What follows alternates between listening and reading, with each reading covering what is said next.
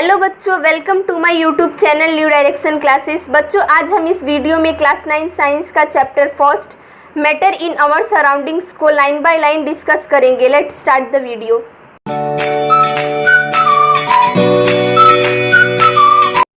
Evaporation. Do we always need to heat और change pressure for changing the state of matter? Can you quote some examples from everyday life where change of state from liquid to vapor take place without the liquid reaching the boiling point? बच्चों, ये बोल रहा है कि हम कुछ example बोल रहा है देने को हमारी डेली लाइफ से, जिसमें लिक्विड जो है वो वेपर में चेंज हो जाता है विदाउट बॉइलिंग पॉइंट तक पहुंचने पर। Okay. Water when left uncovered slowly change into vapour. बच्चों, जब हम पानी उबालते हैं और उसे बिना ढके रख देते हैं तो वो धीरे धीरे वेपर में चेंज हो जाता है। Wet clothes dry up, what happen to water in the above two examples? बोल रहा है कि इस दोनों एग्जाम्पल में क्या होता है वाटर के साथ। कपड़े ड्राई हो जाते हैं, क्यों ड्राई हो जाते हैं, कैसे ड्राई हो जाते हैं? और जब हम पानी को उबाल रहे होते हैं और उसे बिना, या फिर नहीं भी उबाल रहे होते हैं और उसे बिना ढके हुए छोड़ देते हैं तो वो वेपर में चेंज हो जाता है। ओके, ऐसा क्यों होता है? We know that particles of matter are always moving and are never at rest. हमें पता है कि बच्चों जो पार्टिकल्स हैं मैटर के वो ऑलवेज मूव करते रहते हैं, वो कभी रेस्ट में नहीं होते हैं। At a given temperature in any gas, liquid और a solid, there are particles with different amounts of kinetic energy. बोल रहा है कि बच्चों जो पार्टिकल्स डिफरेंट टेम्परेचर पर जो डिफरेंट पार्टिकल्स होते हैं, मैटर की गैस है, लिक्विड है या फिर सॉलिड है, इनके पास डिफरेंट काइनेटिक एनर्जी होती है। In the case of liquid, a small fraction of particles at the surface having higher kinetic energy. जो बच्चों लिक्विड सरफेस पे होता है उसका काइनेटिक एनर्जी इसके पास हायर होता है। Having higher kinetic energy is able to break away from the forces of attraction of other particles and gets converted into vapour. This phenomena of water of a liquid into vapor at any temperature below its boiling point is called evaporation। बच्चों बोल रहे हैं कि जो particles है जो water के surface पे होते हैं उनके पास ग्रेटर काइनेटिक एनर्जी होता है, और जब ये जो फोर्स ऑफ अट्रैक्शन होता है इन पार्टिकल्स के बीच में, जब ये टूट जाता है तो जो वाटर है वो वेपर में कन्वर्ट हो जाता है। ओके, कोई भी चीज़, कोई भी ये जब वेपर में जब भी कन्वर्ट होता है, जब इन पार्टिकल्स के बीच का जो फोर्स ऑफ अट्रैक्शन है वो टूटता है। तो जब इस इवेपोरेशन किसे कहते हैं बच्चों? कोई भी लिक्विड है और जब उसके बीच में जो फोर्स ऑफ अट्रैक्शन लग रहा है और उसके पार्टिकल्स के बीच में जब वो टूट जाता है तो वो वेपर में चेंज हो जाते हैं बॉइलिंग पॉइंट तक पहुंचने से पहले ही। इसे बच्चों इवेपोरेशन कहते हैं। Okay, factors affecting evaporation, let us understand this with an activity. बच्चों, हम इवेपोरेशन पे कौन कौन से फैक्टर का क्या इफेक्ट पड़ता है उसके बारे में पढ़ते हैं। इसके लिए हम एक्टिविटी की हेल्प लेंगे। Activity 1.14, take 5 millilitre of water in a test tube and keep it near a window or under a fan. बच्चों, एक टेस्ट ट्यूब लीजिए 5 मिलीलीटर का, उसमें पानी लीजिए और उसे विंडो या फिर फैन के नीचे रखिए।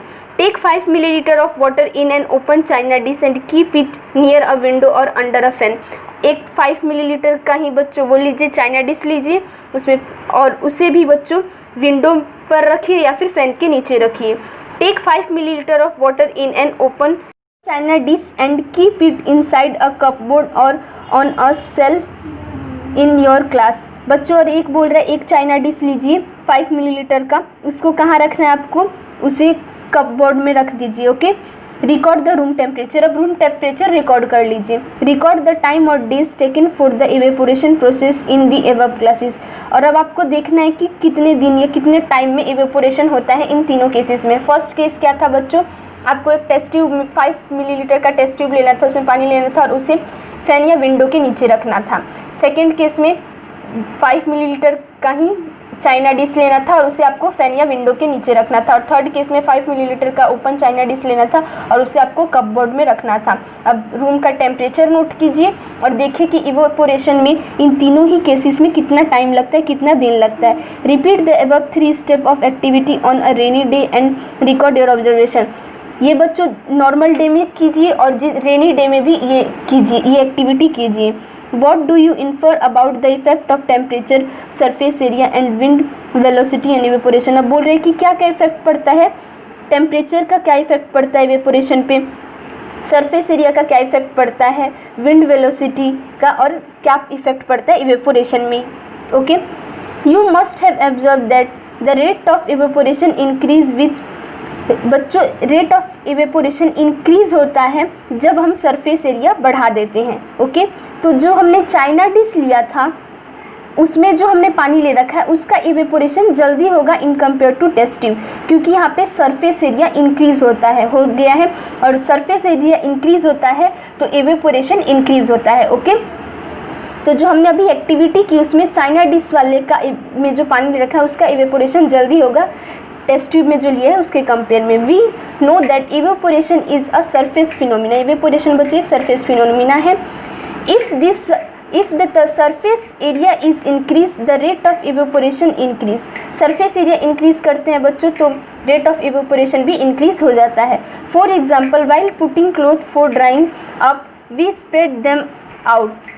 एग्जाम्पल क्या दे रहा है बच्चों, जब हम कपड़े डालते हैं तो हम कपड़े कैसे डालते हैं, उसे फैला के डालते हैं ताकि जो उसमें पानी है उसका इवेपोरेशन जल्दी हो जाए और कपड़े जल्दी से जल्दी सूख जाए। हम ऐसे तो नहीं सीधे ले जाके रख देते हैं, और अगर वैसे रख देते सीधे ले जाके तो कपड़ा जल्दी नहीं सूखता। ओके, इसलिए सरफेस जो इवेपोरेशन है वो सरफेस फिनोमिना है। जब सरफेस एरिया इंक्रीज हो जाता है तो इवेपोरेशन इंक्रीज हो जाता है। एन इंक्रीज ऑफ टेम्परेचर, जब हम टेम्परेचर बढ़ाते हैं या फिर घटाते हैं तो बच्चों इवेपोरेशन पे क्या इफेक्ट पड़ता है ये देखते हैं। With the increase of temperature, more number of particles get enough kinetic energy to go into the vapor state. बच्चों जब हम टेम्परेचर बढ़ाते हैं तो हमने पढ़ा था जब हम टेम्परेचर इंक्रीज़ करते हैं, जब हम टेम्परेचर इंक्रीज़ करते हैं तो काइनेटिक एनर्जी इंक्रीज़ हो जाता है। जो पार्टिकल्स हैं उनका जो काइनेटिक एनर्जी है वो इंक्रीज़ हो जाता है, जिससे कि वो और फास्ट मूव करने लगते हैं, उनके बीच में जो मूवमेंट होती है उनकी जो है और फास्टर हो जाती है, और इस केस में ज़्यादा से ज़्यादा जो पार्टिकल्स हैं वो वेपोरेट हो जाते हैं, वो वेपर फॉर्म में आ जाते हैं, वेपर स्टेट में चेंज हो जाते हैं। ओके, तो जब हम टेम्परेचर इंक्रीज़ करते हैं तो इवेपोरेशन इंक्रीज़ हो जाएगा, और जब हम डिक्रीज़ करते हैं तो डिक्रीज़ हो जाएगा। Okay, a decrease in humidity, humidity is the amount of water vapour present in air. Humidity क्या होता है बच्चों, वाटर में जो एयर में जो वाटर के जो वेपर होते हैं जो प्रेजेंट होते हैं। The air around us can not hold more than a definite amount of water vapour eight a given temperature. जो एयर है बच्चों, ह्यूमिडिटी का मतलब हुआ बच्चों कि जो एयर है उसमें जो वाटर वेपर प्रेजेंट है, और जो एयर है उसमें कुछ लिमिटेड होता है कि इस टेम्परेचर पे सिर्फ इतने ही वाटर वेपर हो सकते हैं। ओके, यही बोल रहा है इस लाइन में, the air around us can not hold more than a definite amount of water vapour eight a given temperature. एक गिवन टेम्परेचर पे अब उससे ज़्यादा वो वाटर वेपर नहीं ले सकता, नहीं पकड़ सकता। If the amount of water in air is already high, the rate of evaporation decrease. और अगर बच्चों जो एयर है उसमें वाटर वेपर पहले से ही प्रेजेंट होंगे तो जो इवेपोरेशन है वो डिक्रीज़ हो जाएगा। इसीलिए बच्चों ह्यूमिडिटी में जो इवेपोरेशन है वो डिक्रीज़ हो जाता है। ओके, क्योंकि एयर में पहले से ही वाटर वेपर प्रेजेंट होते हैं। Okay, an increase in wind speed, it is a common observation that clothes dry faster on windy day with the increase in wind speed. The particles of water vapor move away with the wind, decreasing the amount of water vapor in the surrounding. बच्चों आप देखेंगे, हम अपने daily life में भी ऐसा example देख सकते हैं कि कपड़े कब ईजिली सूखते हैं, जब हवाएं तेज़ चल रही हों। ऐसा क्यों बच्चों, क्योंकि जो हवाएं तेज़ चल रही होती हैं वो जो कपड़ों में जो वाटर ड्रॉपलेट्स होते हैं, जो पानी होता है, उसे कपड़ों से दूर लेके चली जाती हैं। ओके, वो वेपर फॉर्म में जल्दी से कन्वर्ट हो जाता है। ओके, इसलिए जब विंड स्पीड इंक्रीज़ होता है तो इवेपोरेशन भी इंक्रीज़ हो जाता है।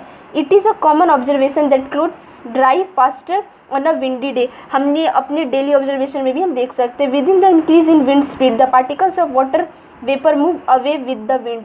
जब विंड स्पीड इंक्रीज़ होता है बच्चों, जो पार्टिकल्स हैं वो वाटर के वो दूर चले जाते हैं कपड़ों से। Okay, decreasing the amount of water vapour in surrounding, इससे बच्चों जो सराउंडिंग में वाटर वेपर है वो डिक्रीज हो जाता है। Okay, how does evaporation cause cooling, in an open vessel the liquid keeps on evaporating, the particles of liquid absorb energy from the surrounding to regain the energy lost during evaporation. This absorption of energy from the surrounding make the surrounding cold. बच्चों देखिए, evaporation cause cooling, इसमें क्या होता है, कोई droplet है, water droplet है या फिर लिक्विड है, वो अपनी सराउंडिंग से एनर्जी गेन कर लेता है और इवेपोरेट हो जाता है, जिसके कारण जो सराउंडिंग है कूल हो जाता है. Okay, what happen when you pour some acetone nail polish remover on your palm? The particle gain energy from palm और surrounding and evaporate causing the palm to feel cool. बच्चों क्या होता है, हम नेल पॉलिश रिमूवर हाथ पे लेते हैं तो ये हमारे पाम हथेलियों से एनर्जी गेन करके इवेपोरेट हो जाते हैं, जिससे हमें ठंडा महसूस होता है. After a hot sunny day people sprinkle water on the roof और open ground because the large latent heat of vaporisation of water helps to cool the hot surface. ऐसा ही बच्चों, जब बहुत ज़्यादा गर्मी होती है तो हम पानी का छिड़काव करते हैं, उसमें भी जो हम पानी छिड़कते हैं वो इवेपोरेट हो जाता है, जिससे कि सराउंडिंग कूल हो जाता है surface. Can you cite some more examples from daily life where we can feel the effect of cooling due to evaporation? Why should we wear cotton clothes in summer? बच्चों, हम summer में cotton clothes क्यों पहनते हैं? During summer we perspire more because of the mechanism of our body which keeps us cool. We know that during evaporation the particles at the surface of the liquid gain energy from the surrounding or body surface and change into vapor. बच्चों, हमें पता है कि evaporation के दौरान जो particle है वो सराउंडिंग से एनर्जी गेन कर लेता है और इवेपोरेट हो जाता है, जिससे सरफेस जो है कूल हो जाता है. The heat energy equal to the latent heat of vaporisation is absorb from the body living body cool. Cotton being a good absorber of water helps in absorbing the sweat and exposing it to the atmosphere for easy evaporation. बच्चों, हमें पता है कि cotton जो है easily water को absorb कर लेता है, ये वाटर को ईजिली एब्जॉर्ब कर लेगा, हमारे स्वेट को एब्जॉर्ब कर लेता है. उसके बाद ये जो अब जब एटमॉस्फेयर के कांटेक्ट में होता है ये, तो एनर्जी गेन करके इस जो स्वेट था उसे वो इवेपोरेट हो जाता है, जिससे कि हमें ठंडा महसूस होता है. Okay, why do we see water droplets on the outer surface of a glass containing ice cold water? बच्चों, जब हम किसी ग्लास में ठंडा पानी लेते हैं तो सरफेस पर वाटर ड्रॉपलेट्स क्यों दिखते हैं? Let us take some ice cold water in a tumbler. Soon we will see water droplets on the outer surface of the tumbler.